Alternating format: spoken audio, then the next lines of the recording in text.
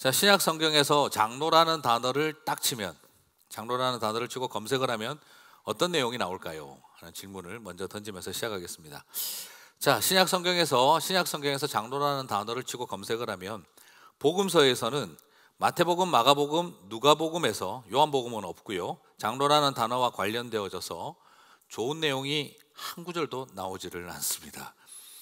마태복음에 13번, 마가복음에 8번, 누가복음에 5번 장로라는 표현이 나오는데 그 내용을 다 찾아보면 전통 따지고 권위 따지고 고발하고 밤을 새고 모의하며 사람 죽일 준비하고 칼과 몽치를 들려서 보내는 일을 하는 게 장로의 역할로 거의 나옵니다. 마태복음만 봐도 예를 들면 이런 내용이 나옵니다. 15장 2절에 차마 읽지 않고 제가 그냥 읽겠습니다. 장로들과 대제사장들과 서기관들에게 많은 고난을 받고 죽임을 당하고 대제사장들과 백성의 장로들이 나와 이르되 네가 무슨 권위로 이런 일을 하느냐. 26장 47절 대제사장들과 백성의 장로들에게서 파송된 큰 무리가 칼과 몽치를 가지고 새벽에 모든 대제사장과 백성의 장로들이 예수를 죽이려고 함께 의논하고, 복음서에서는 장로는 편가르고 세력 형성하고 모의하고 이간질시키고 싸우고 죽이는 일들을 하는 존재들로 묘사가 되어 있습니다.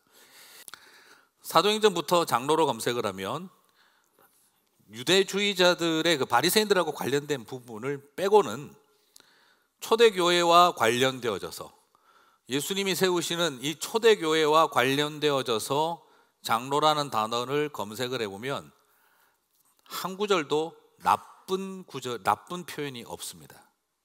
초대교회에서 장로는 교인들을 영적으로 돌보고 기도하고 복음을 증거하는 아름다운 삶을 살아가는 영적 지도자의 모습으로 묘사되고 있습니다.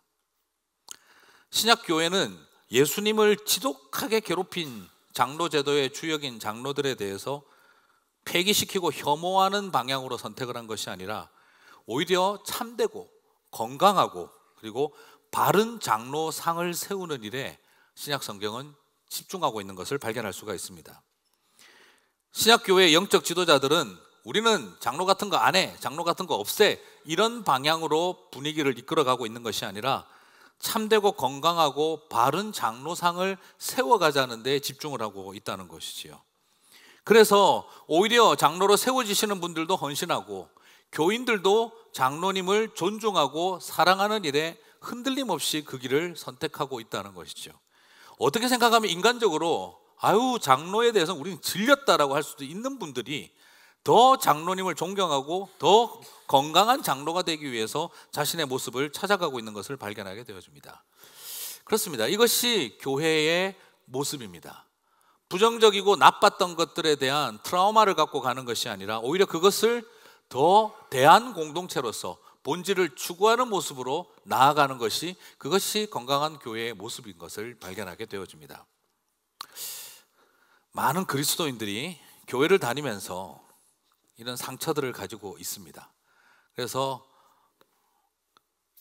오죽했으면 이사를 갔는데 집을 안 정하겠다는 거예요. 옆에 보니 어느 교회 목사가 살고 있더라. 그래서 안 가겠다는 거예요. 어느 교회에 장로가 있다더라. 그래서 근처도 이사도 안 간다고 하는 분들도 봤습니다. 그리스도인으로 교회를 다니면서 많은 사람이 교회를 떠납니다. 그리고 또 교회에 대해서 부정적으로 말하기도 합니다. 젊은이들의 교회 이탈은 줄어드는 인구 절벽으로 인해서 줄어들고 있는 것도 사실이지만 한국의 경우에는 지금 매우 심각해서 이제 청소년들의 크리스찬 비율은 3% 정도가 되고 있다고 합니다.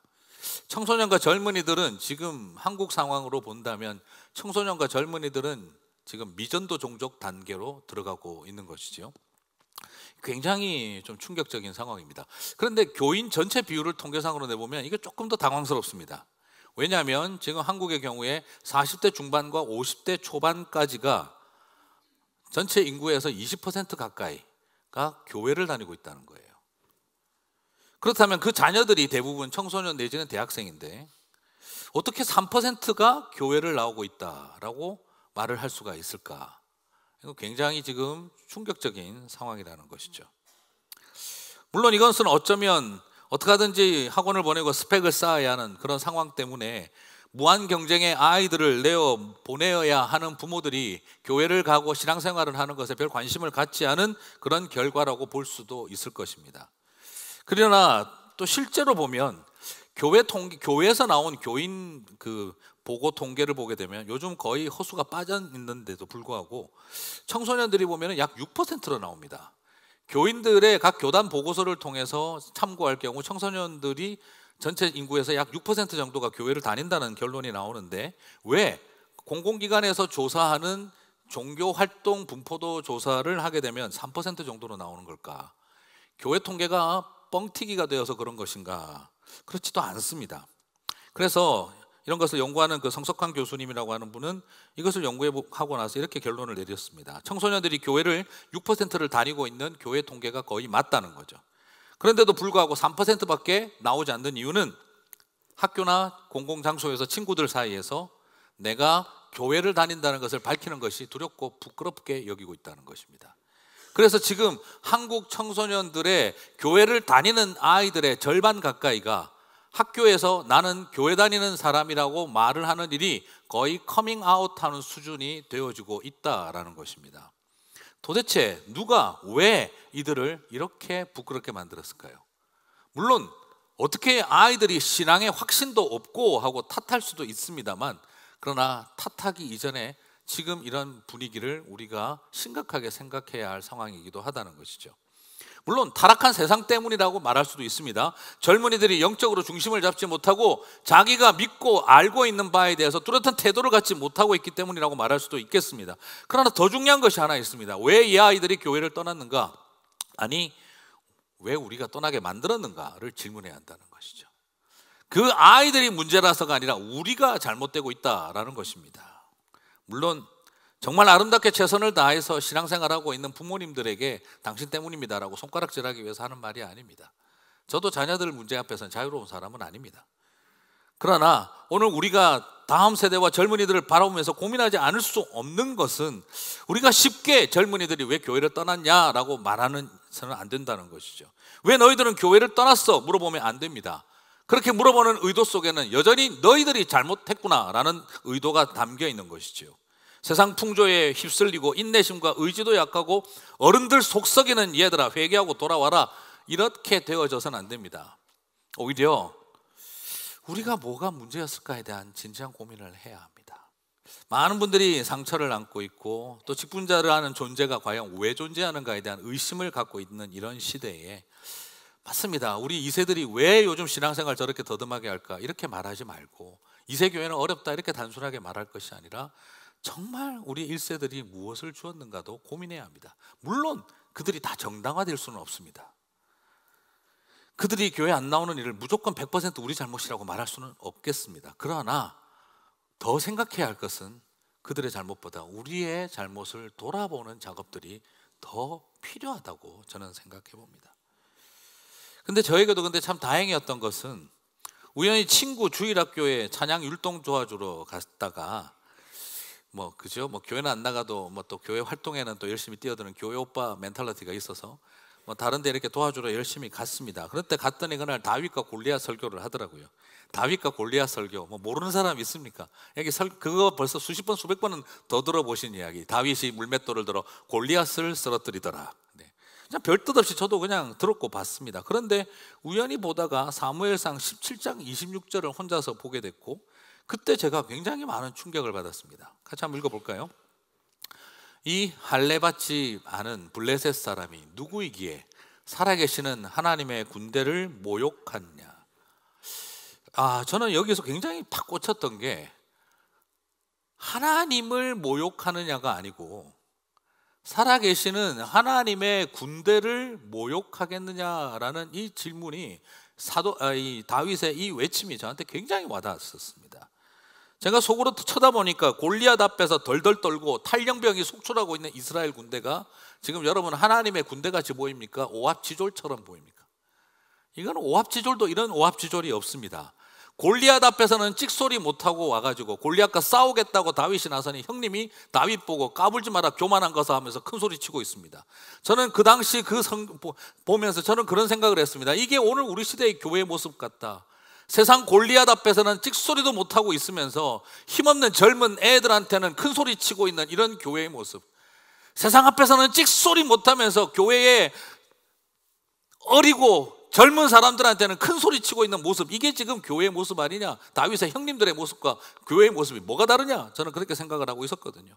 그런데 그 모습 속에서 그거보다 더 놀란 것은 이런 오합지졸 같은 이스라엘 군대, 골리앗 앞에서는 기죽어서 도망치고 벌벌 떨면서 어린 다윗한테는 목소리 높이고 큰 소리 치는 이런 이스라엘 군대를 바라보면서 다윗이 외치는 말이었습니다. 네가 감히 누구간데 살아계시는 하나님의 군대를 모욕하겠느냐라는 거였어요. 이게 어떻게 하나님의 군대인가? 그런데 다윗은 왜 이렇게 보았는가? 오늘 여기서 저는 바라보면서 깜짝 놀랐습니다. 그 오합지졸 이스라엘이 다윗이 골리앗을 쓰러뜨린 다음부터 하나님의 군대가 됩니다. 하루 종일 블레셋을 치며 그들을 격퇴합니다. 저는 그때 굉장히 많은 충격을 받았습니다. 사울 왕 밑에서 오합지졸이었던 이스라엘이 다윗 아래에서 하나님의 군대로 바뀌는 모습을 보았습니다. 그때 저는 생각을 해보았습니다. 나와 다윗의 차이는 무엇일까? 오합지졸 같은 이스라엘을 바라보는 눈과 강력한 적군 대장인 블레셋의 골리앗을 보는 눈은 다 똑같은데 왜 그에게는 이들이 하나님의 군대로 보이고 왜 나에게는 오합지졸로만 보이는가? 그것이 저에게 다시금 교회를 살아계시는 하나님의 군대로 고백하게 하는 소망의 출발이 되었습니다. 맞습니다. 하나님은 새 이스라엘 군대를 뽑지 않으시고 다윗을 통해 그 오합지졸들을 하나님의 군대가 되게 하셨습니다. 예수님은 믿음 없고 배신한 제자들을 버리고 다시 뽑으신 것이 아니라 그 소망 없는 제자들을 다시 새롭게 하셔서 교회를 맡기셨습니다. 성령님은 어쩌면 버리고 토해버리고 싶은 그런 약하고 연약한 우리를 어제까지는 그렇게 잘할 것처럼 하다가도 한순간에 무너져버릴 때는 끝도 없이 무너져버리고 연약한 우리를, 그런 저와 여러분을 버리지 아니하시고 탄식으로 중보하며 오히려 하나님 나라를 저와 여러분에게 맡기신 줄 믿습니다. 그래서 저는 교회의 직분이나 제도를 폐기하자는 단순한 이야기를 하고 싶은 것이 아니라 오히려 그것을 통해 본질을 회복한 초대교회의 모습을 우리가 회복하자고 말씀드리고 싶습니다. 교회 말고 뭐 다른 것 하자는 것이 아니라 예수님이 세우고 싶으셨던 The very church, 바로 그 교회를 세워가자는 것입니다. 목사 말고 뭐, 장로 말고 뭐를 찾는 것이 아니라 디모데를 세우며 젊은 목사를 준비시켰던 바울의 심정을 가져보자는 것입니다. 그리고 베드로와 요한처럼 장로된 나 베드로는 장로된 나 요한이라고 스스로를 밝혔던 그 사도들의 모습처럼 교회 안에 그런 목사와 장로를 세우는 일을 했으면 좋겠다 싶습니다. 그래서 저 역시 아직도 이 제도권 교회라고 할 수 있는 교회에 여전히 머무르고 있는 이유입니다. 그렇습니다. 예수님도 당신의 교회를 세우면서 당신을 그렇게 괴롭혔던 지긋지긋한 장로들을 폐기하신 것이 아니라 오히려 참된 장로의 상을 세우시는 교회로 만들어가고 있는 것을 보는 것입니다. 그래서 저는 오늘 두 가지 종류의 모습을 대조시키고 싶습니다. 복음서에 나타난 유대주의의 장로와 예수님이 세우신 교회의 장로를 대조시키고 싶습니다. 아까도 보았지만 마태복음에서, 마가복음, 누가복음에서의 장로는 제도를 위해, 자기 권위를 위해, 정치적인 모략과 처벌을 위해 존재하는 사람들이었습니다. 많은 사람들에게 고난을 주고 죽이는 일, 그리고 무슨 권위로 이 일을 하느냐 하며 절차 따지고 권세 따지는 사람들, 그리고 장로의 전통과 유전을 지키라고 강조하던 사람들, 그리고 칼과 몽치를 보내어 예수님을 붙잡고 죽이려고 했던 사람들, 밤부터 새벽까지 모의하며 어떻게 하면 저걸 죽일 수 있을까 암살 모의를 하던 사람들. 복음서에 나타난 유대주의의 장로는 편가르고 세력 형성하고 모의하고 이간질시키고 싸우고 죽이는 일을 하는 이들로 장로를 묘사합니다. 하지만 예수님이 세우신, 성령님이 세우신 제도권 교회의 장로는 무엇입니까? 사람을 살리는 일을 하는 곳이었습니다. 오늘 23절 한번 볼까요? 읽지는 않았지만 23절 시절부터 참 감동적입니다. 같이 한번 읽어보겠습니다. 그 편에 편지를 붙여 이르시되 사도와 장로된 형제들은 안디옥과 수리아와 갈리기아에 있는 이방인 형제들에게 문안하노라. 여러분 어떤 단어가 딱 눈에 들어오십니까? 사도와 장로된 형제, 이방인 형제들에게 문안하노라. 무슨 말이죠? 사도 형제와 장로 형제라고 스스로를 소개하고 있습니다. 사도와 장로지만 형제와 동격으로 두고 있습니다. 그리고 이방인 형제들, 우와 우열이 없습니다. 높낮이가 없습니다. 같은 brothers, brethren입니다. 사도 형제와 장로된 형제. 저는 이게 굉장히 참 좋습니다. 사도와 장로된 형제들은 이방인 형제들에게 문안하노라. 여러분 얼마나 좋아요. 앞으로 그렇게 하면 어떨까요? 목사 형제, 장로 형제. 네. 악용하지 마시고 선용하시게 되기를 바랍니다. 어떤 권위주의도 보이지 않습니다. 어떤 우월의식도 존재하지 않습니다. 목사 형제, 장로 형제, 이방인 형제들에게 문안하노라. 저는 이것이 신약교회의 장로였습니다. 이 장로 형제들이 이방인 출신 교인들인 안디옥 교회의 형제들을 위해서 제도를 만들고 있는데 그 제도가 얽어매고 구속하는 제도가 아니라 자유케 하는 제도입니다. 28절과 29절을 같이 읽어보겠습니다. 성령과 우리는 이 요긴한 것들 외에는 아무 짐도 너희에게 지우지 아니하는 것이 옳은 줄 알았노니 우상의 제물과 피와 목매어 죽인 것과 음행을 멀리할지니라. 이에 스스로 삼가면 잘 되리라. 평안함을 원하노라 하였더라. 여러분 여기에서 참 놀랍지 않습니까? 제도를 만들고 있어요. 제도를. 그런데 이 제도가 유대주의의 장로들이 만드는 제도와 하늘만큼 땅만큼 다릅니다. 최대한의 제도를 만들고 있는 게 아니라 최소한의 제도를 만들고 있습니다. 이것 외에는 요긴한 것, 이 최소한의 것 외에는 우리는 여러분들을 자유롭게 하고 싶다는 것이죠. 얽어매기 위한 제도를 만들기 게 아니라 자유케 하는 제도를 만들고 있습니다. 강제로 통제하는 제도가 아니라 앞으로 다음부터 이건 절대 해야 돼, 하지 말아야 돼를 말하고 있는 것이 아니라 스스로 삼가하라. 통제하는 것이 아니라 스스로 통제하고 절제하는 그런 삶을 살아가도록 도와주고 있습니다. 두려움과 속박을 하고 있는 게 아니라 스스로 삼가하면 잘 되리니 평안할지어다. 평안을 구하고 있습니다. 벌 주는 제도가 아니라 평안을 주는 제도입니다. 어떻게 고발할지 밤새워 모의하고 그것이 아니라 이들은 하루 종일 회의에서 사람들을 어떻게 하면 자유케 할지를 결정하고 있습니다. 사도행전 15장은 신약교회가 처음으로 열었던 제너럴 어셈블리, 총회가 열렸던 곳입니다. 이유가 바로 뭐냐면 저 이방인들에게 어디까지 율법을 지키게 할 것인가. 그런데 하루 종일 회의한 결과는 무엇입니까? 이들을 향해서 율법을 최소화시키기로 제도를 만든 것입니다.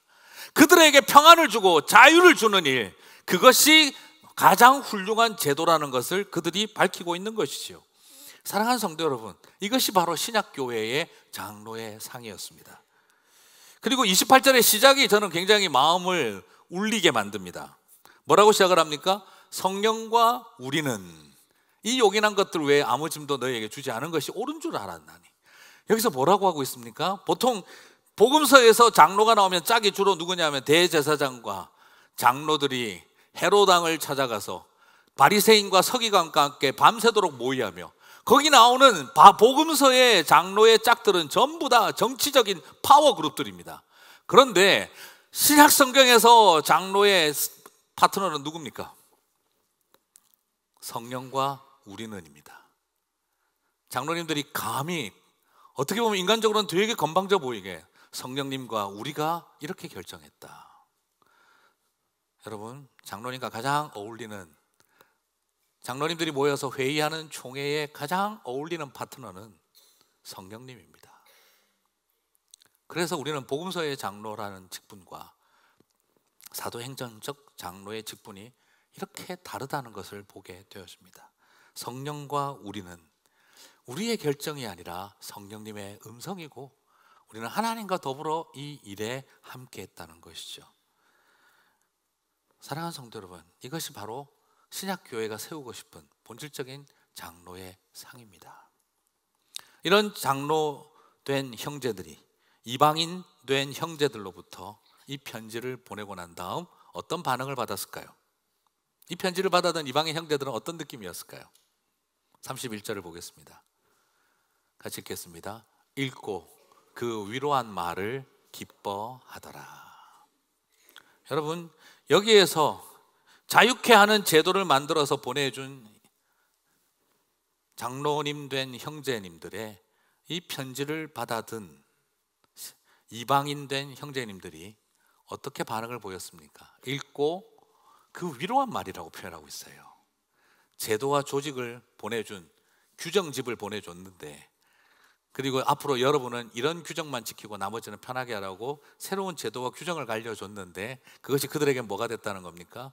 위로의 말이었다는 거죠. 이 위로라는 단어가 우리가 알고 있는 성령님 파라클레이토스와 어원을 같이 하는 단어입니다.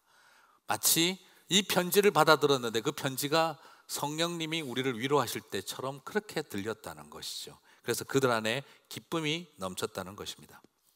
그렇습니다. 진정한 장로 형제들이 만든 규정은 규정으로 만들어도 위로가 되는 것입니다. 목사 형제가 되고 장로 형제가 되고, 그래서 이방인 형제들에게 우열 없이 사랑으로 전해주는 이 아름다운 제도권 교회의 장로님의 상을 우리 교회 안에서 서로 성도님들이 함께 세워갈 수 있게 되시기를 주님의 이름으로 축복합니다. 압니다. 맞습니다. 우리 나름대로 상처가 있다 보니 나는 장로 같은 거 안 해, 이렇게 말하실 수 있습니다. 그러나 그게 결코 그것이 치유와 회복의 길이 아닙니다.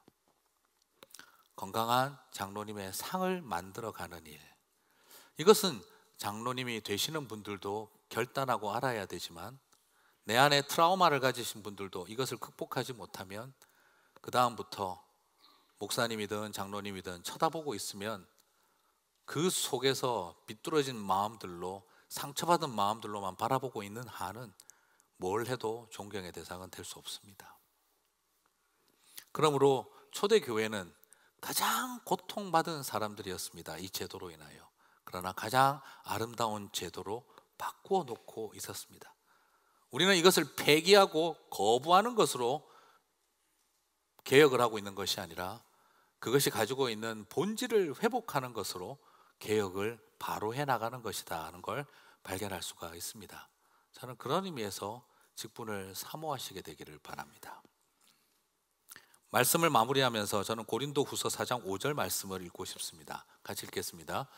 우리는 우리를 전파하는 것이 아니라 오직 그리스도 예수의 주 되신 것과 또 예수를 위하여 우리가 너희의 종된 것을 전파함이라. 사도 바울은 직분을 받은 자의 삶에서 가장 중요하게 선포되어야 할 메시지가 두 개가 있다는 것을 보여주고 있습니다. 당연히 직분자는 무엇을 전파해야 되나요? 예수 그리스도께서 주 되신 것을 전파해야 되겠죠, 그죠? 우리를 전파하면 안 되죠. 우리 그리스도 예수의 주 되신 것을 전파해야 되지요. 그런데 우리를 전파하지 말라고 하면서 우리를 전파해야 되는 게 있습니다. 그게 뭘까요? 예수를 위하여 우리가 너희의 종된 것을 전파하라는 거예요. 사랑하는 성도 여러분, 이것은 아버지의 마음을 가진 종이 되어야 한다는 것입니다. 예수님이 주 되신 것을 전파하는 거 당연한 거죠, 그죠? 그런데 동시에 뭐가 필요한 것이죠? 우리가 너희의 종된 것도 전파해야 한다는 것입니다. 여러분, 만약 그리스도가 주 되신 것만 전파하기 시작을 하면 어떻게 될까요? 교회가 세상의 권력의 정점에 가겠죠. 교회가 이 세상을 지배하고 다스리는 나라가 되어야 되겠죠. 그게 크리스텐덤이 되는 것입니다. 교회가 그리스도가 주 되신 것만 전파하면 그 주 되신 예수님을 따라가는 제자들인 교회와 저와 여러분은 뭐가 되는 겁니까? 세상의 주인의 직속 부하들이 되는 거죠. 그러면 교회가 권력이 되어지는 것밖에 더 되겠습니까? 그러나 그래서 우리에게 사도 바울은 말하고 있는 겁니다. 그리스도의 주 되신 것만 선포하지 말고 동시에 뭘 선포하라고요? 우리가 너희를 위하여 종된 것을 선포하라는 겁니다. 오늘날 어쩌면 교회가 지금 자꾸 잃어버리고 있고 간과하고 있고 잊어버리고 있는 것들이 있는데요, 그리스도의 주되심만 선포하는 게 우리의 주어져 있는 메시지의 본질이 아닙니다. 그리스도의 주되심을 선포하고 동시에 교회가, 믿음의 제자들이 이 세상의 사람들의 종된 것을 전파해야 하는 것입니다. 그럴 때 교회는 이 세상에 군림하는 자들이 되는 것이 아니라 오직 예수 그리스도만 왕처럼 높아지고 우리는 종처럼 낮아지는 삶을 살겠다는 것이, 그것이 우리가 전해야 할 설교와 메시지의 본질입니다. 고린도후서 4장 5절 말씀은 그리스도인으로서 잊어버리시면 안 됩니다. 우리는 지금까지 그리스도의 주대심만 선포하면 되는 줄 알았습니다. 그러니까 사람들이 원하지 않는 거죠. 니네들이 우리 머리 꼭대기에 올라가려고 드는구나. 역사에서 보았습니다. 교회가 그리스도의 주대심을 선포하고 난 다음 교회가 왕 노릇하고 제국의 황제 노릇을 하는 것을 봐왔기 때문입니다. 그러나 오늘 사도 바울은 우리들에게 분명히 도전하고 있습니다. 그리스도의 주대심과 너희의 종됨을 설교하라. 그럴 때 교회는 이 세상에 군림하는 자로 받아들여지지 않을 겁니다. 이걸 잃어버렸기 때문에 하나님은 사랑하고 예수님은 존경하지만 교회는 가지 않겠다는 사람이 생기는 것입니다. 그리스도의 주되신만큼이나 우리가 종된 것을 전파해야 합니다. 사랑하는 성도 여러분, 예수님의 주되신 것을 전파하는 거 어렵지 않습니다. 솔직히 말씀드려서 그리스도의 주되신 것을 전파하는 일이 어려운 것이 아닙니다. 우리가 너희의 종된 것을 전파하기가 어려운 것입니다. 그러므로 지금 우리에게 필요한 더 강조해야 할 메시지가 있다면 우리가 종된 것을 선포해야 합니다. 예수님을 가장 지독하게 괴롭힌 장로 제도가 주님 세우신 교회의 가장 아름다운 동력 제도가 되었습니다. 그래서 사도들은 자기 자신을 사도라고 부르는 일을 별로 좋아하지 않았습니다. 오히려 장로라고 말하기를 좋아했습니다. 그래서 베드로도 너희와 함께 장로된 나 베드로는, 그리고 요한도 너희와 함께 장로된 나 요한은이라고 표현하기를 좋아했습니다. 그렇습니다. 성도는 이런 모습을 찾아가야 합니다. 그래서 요한계시록을 보시면 하나님의 보좌를 지키고 있는 사람들은 다 장로입니다. 하나님의 나라를 옆에서 신비로운 내 생물과 동물과 보좌가 있는 그곳에 유일하게 사람이 있다면 그 직분자들은 다 장로로 묘사되고 있습니다. 무슨 말입니까? 예수님을 가장 끔찍하게 괴롭힌 제도였던 장로가 요한계시록에 하늘 보좌를 지키는 존재로서 자리매김하고 있다는 점은 우리가 꼭 기억했으면 좋겠습니다. 저는 이런 장로님들이 더욱 많이 일어나게 되기를 주님의 이름으로 축복합니다. 교회 때문에, 소위 기독교인 때문에, 직분자 때문에 힘드셨던 분들도 많으실 것입니다. 그리고 상처받았다고 했지만 피해자였던 나도 어느 틈에 가해자가 되고 있는 모습을 발견하는 슬픈 현실도 있을 것입니다. 이런 모든 저와 여러분 안에 다시 새롭게 역사가 일어났으면 좋겠습니다. 날마다 새롭게 교회를 찾아가는 저와 여러분 만들어갔으면 좋겠습니다. 유대주의의 장로가 아닌 성령님이 세우신 교회의 목사 형제, 장로 형제가 일어나고 사람들에게 위로가 되는 직분자들이 일어났으면 좋겠습니다. 예수님의 주 되신 만큼 우리의 종됨이 더욱 전파되어져 가게 되기를 바랍니다. 그럴 때 주님의 교회가, 우리 주님 기뻐하시는 하나님의 교회가 될 줄 믿습니다.